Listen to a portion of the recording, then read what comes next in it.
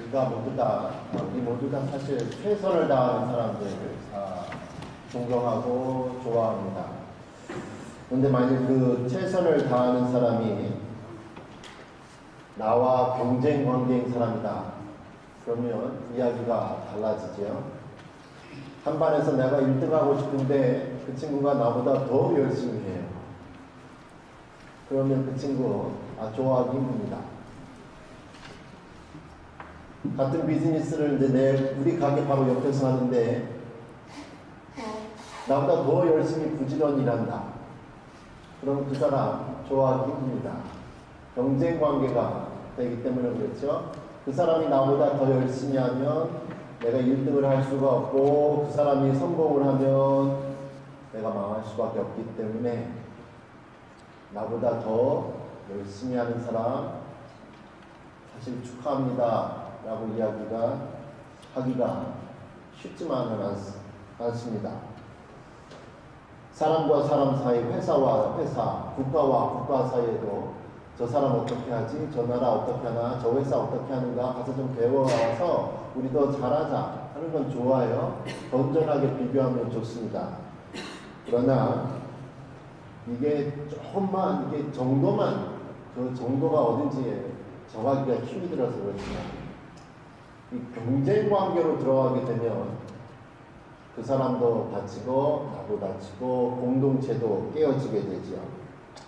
2007년도에 실제로 미국에서 그런 일이 있었습니다.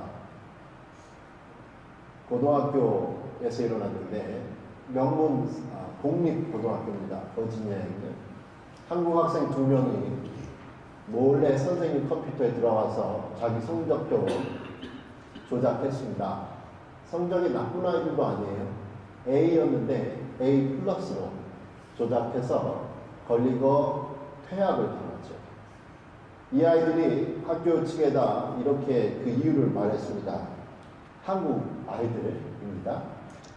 부모님은 우리가 최고의 점수를 받을 것을 기대했다.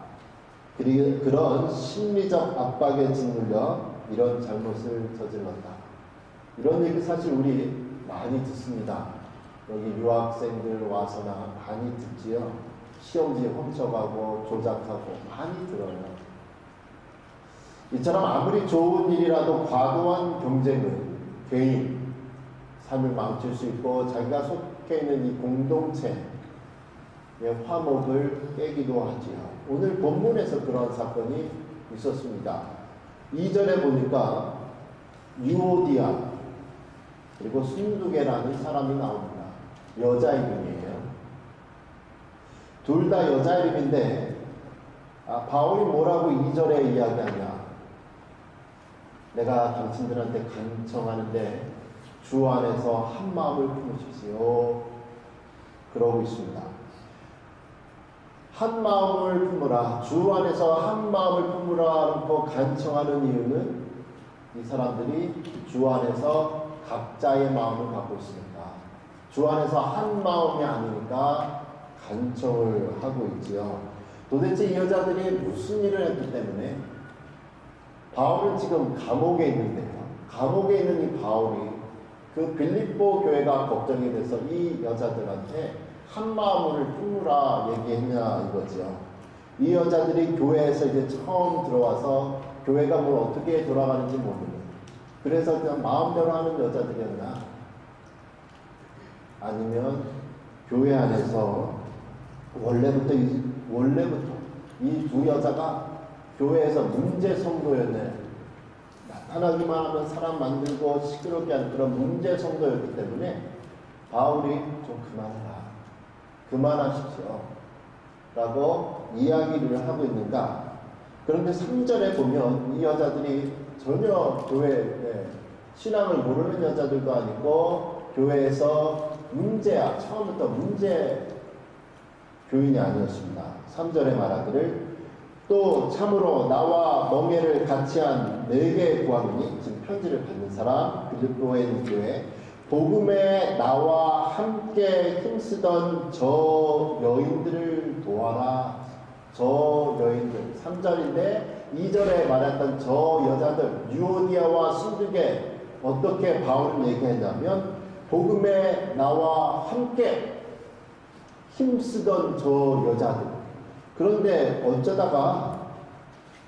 어쩌다가 복음에 힘쓰던 저 여자들이 교회에 문제를 일으켜가지고 감옥에 있는 바울이 제발 좀 그만하시고 싸우지 좀 말고 한 마음을 가지십시오라고 하게 됐냐 이거죠.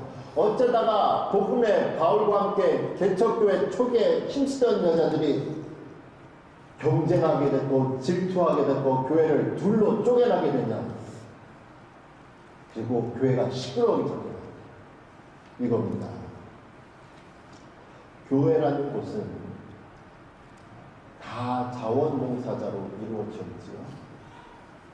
구역장, 운영위원회, 회계, 교사, 찬양대, 예찬팀, 식당 봉사자, 기도하시는 분들, 예배 안내자들 다 자원봉사자들입니다. 왜 쉬어야 될 이 시간에 쉬지 못하고 주일날 와서 자원봉사하냐. 하나님 사랑하는 마음, 하나님께서 주신 거에 대한 사랑, 구원에 대한 감격을 하나님 섬기겠다고 우리가 하고 있습니다. 특별히 교회가 무엇인가, 지금 교회가 무엇인가 제대로 이해한다면 내가 봉사 안 하고 있을 수 없습니다. 디모데 전서에서 바울이 뭐라고 교회에 대해서 이야기하는가? 이 집은 살아계신 하나님의 교회요 진리의 기둥과 터이다. 우리가 섬기고 있는 이 교회, 우리가 자원봉사할 수 있는 영광입니다. 백악관에 가서 무료로 썸머 인터넷 되면 영광인 것, 그 이상으로 교회에서 자원봉사할 수 있는 것 영광입니다. 그래서 유오디아와 순두개가 빌립보 지역, 지금 유럽의 가장 최초의 교회가 빌립보 교회인데 그 교회에 바울이 처음 개척할 때 고생하면서 하나님 사랑하는 마음에 유오디아와 순두개가 봉사를 함께 했습니다. 처음에는 서로 격려한 거예요. 야, 우리 교회 열심히 세워보자. 바울 선생님이 유럽 최초의 교회 빌립보 교회를 세우는데 우리 열심히 해보자 하고 이 두 여인이 열심히 시작했습니다. 그런데 왜 언제인지는 모르죠. 어느 날 보니까 내가 하나님한테 더 최고의 사랑을 받아야 되는데 저기서 지금 유오디아가 순두개가 보니까 자기보다 더 큰 일을 해요. 선한 경쟁으로 발전해서 네가 그만큼 헌금을 했어? 그럼 나는 1불 더해서 헌금한다. 네가 1시간 자원봉사했니? 나는 1초 더하겠다. 이런 식으로 선한 경쟁이 됐는데 이제 분쟁으로 들어가게 되죠. 유오디아가 의견을 내기만 하면 순두개가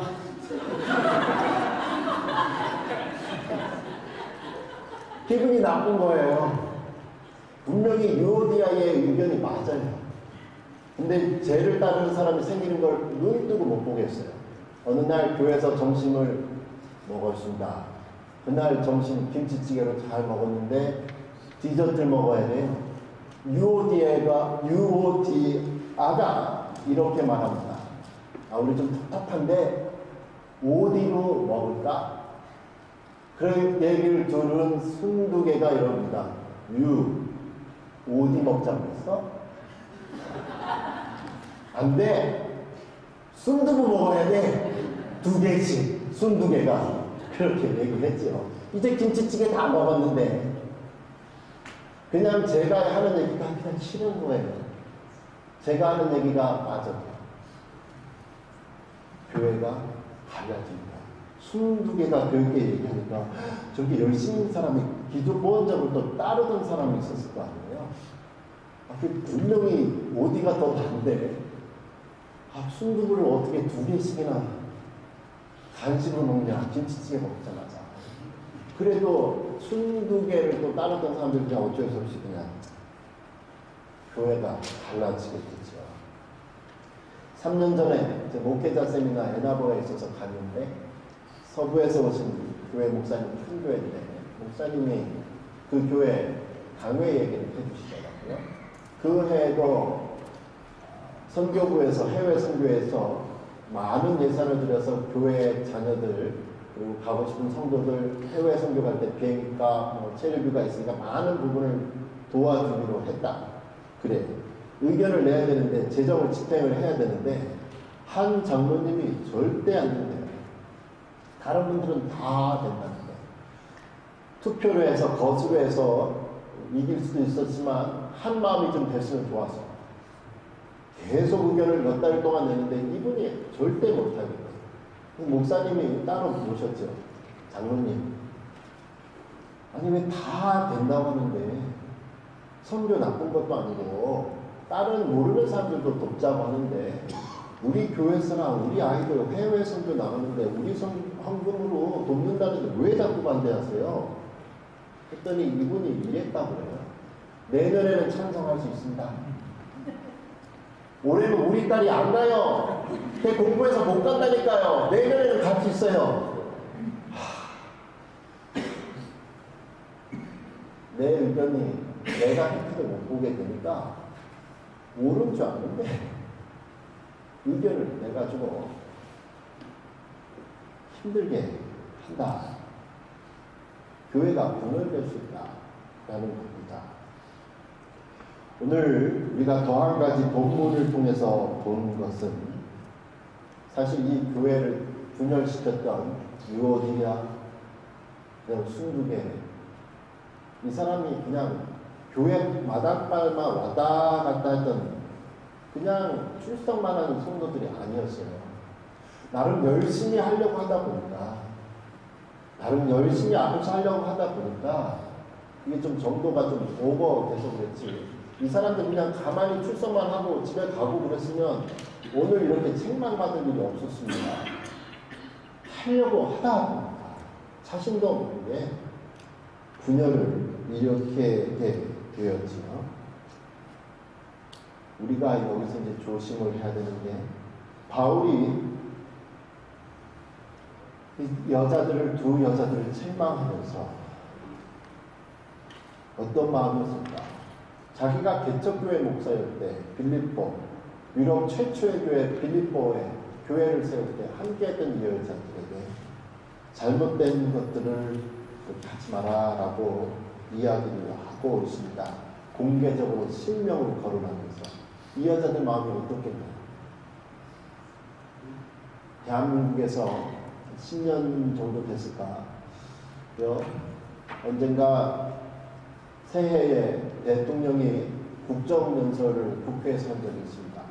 그때 한 기업인의 이름을 실명으로 거론을 한 적이 있어요.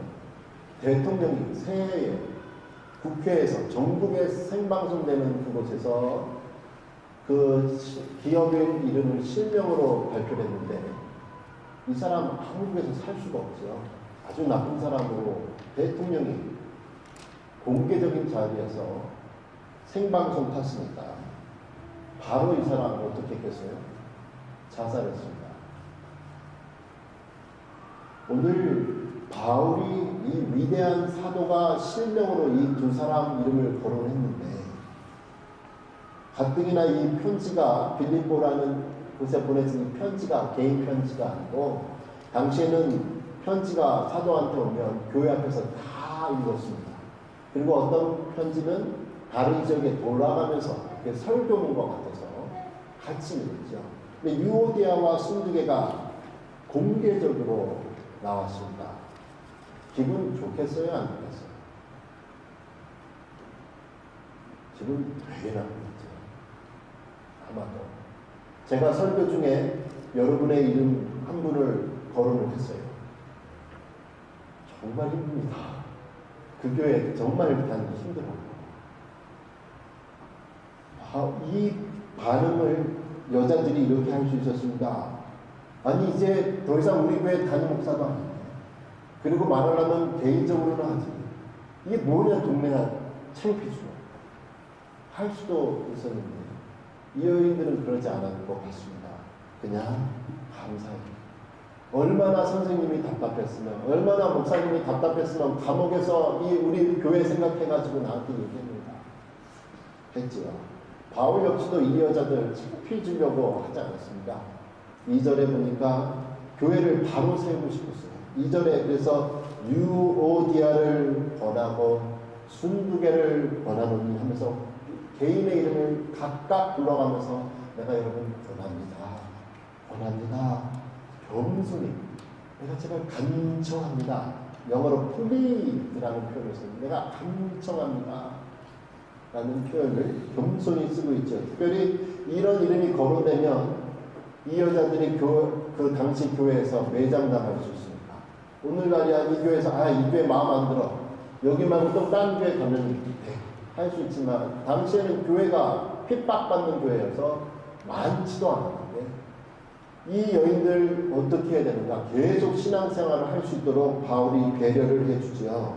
3절에 뭐라고 그랬냐면 아까 보았지만 복음에 나와 함께 힘쓰던 여자들이었다. 이 여자는 보통 여자들 아니다. 나와 복음에 힘쓰던 여자들이다. 그리고 3절에는 뭐라고 얘기하는가? 그 외에 나의 동역자들을 도와라. 다른 사람들 이름 거론하면서 이 여자들을 감옥에 있는 바울이 어떻게 받는가? 비록 지금 교회에서 문제를 일으키고 있지만 이들도 나의 동역자다.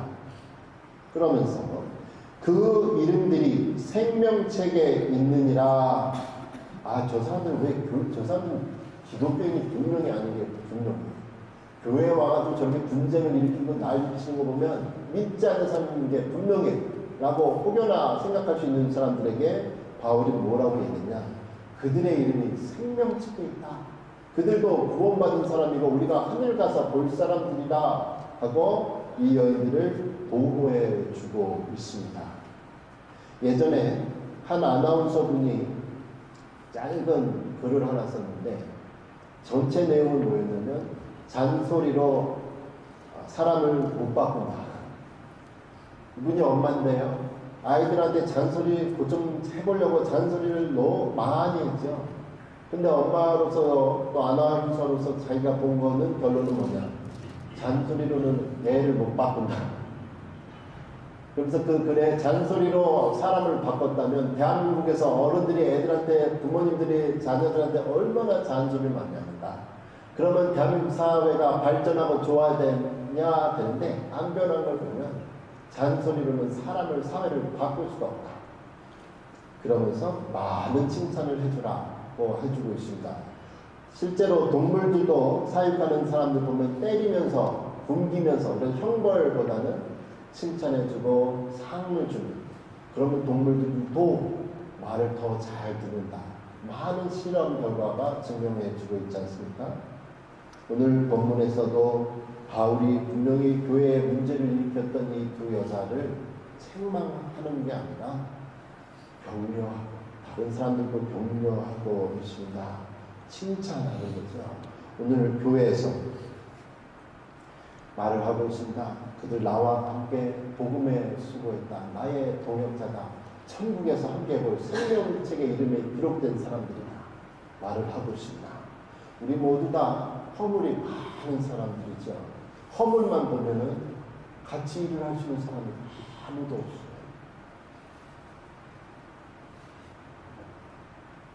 그리고 교회에서 시끄럽게 하거나 분쟁을 일으키는 사람들은 나름 열심히 하려고 했던 사람들이에요. 그냥 가만히 있었던 사람들이 아니라 하려고 하던 사람들, 헌신하려고 하는 사람들. 아무도 안 할 때 내가 가서 헌신하겠다. 내가 시간 내겠다. 물질 내겠다. 탤런트 내겠다. 희생하겠다 하던 사람들입니다. 그게 정도가 좀 지나쳐서 그렇지 가만히 앉아있던 사람들이 아니에요. 이런 사람들 혹여나 보시게 되면 근데 제가 보니까 우리 교회는 아무도 없어요. 그래서 그런 일이 없겠지만 혹여나 그런 사람들은 들었다 상담한다 그러면은요 저 사람 왜 저래? 자기만 일하나? 이렇게 되면 앞에서 일하는 사람이 힘이 들죠. 일하고 싶지 않아요. 왜 욕먹으면서 일하고 왜 욕먹으면서 돈 써요? 시간 쓰고. 나는 안 합니다. 앞에서 일하는 사람들 귀하게 봐줘야 됩니다. 내가 못하는 것을 내가 안 하는 걸 앞에서 하는구나. 귀하게 보시고, 야, 좀 부족한 게 많지만 하나님의 일을 하려고 하는구나. 저 사람도 나와 함께 천국에 갈 사람이구나.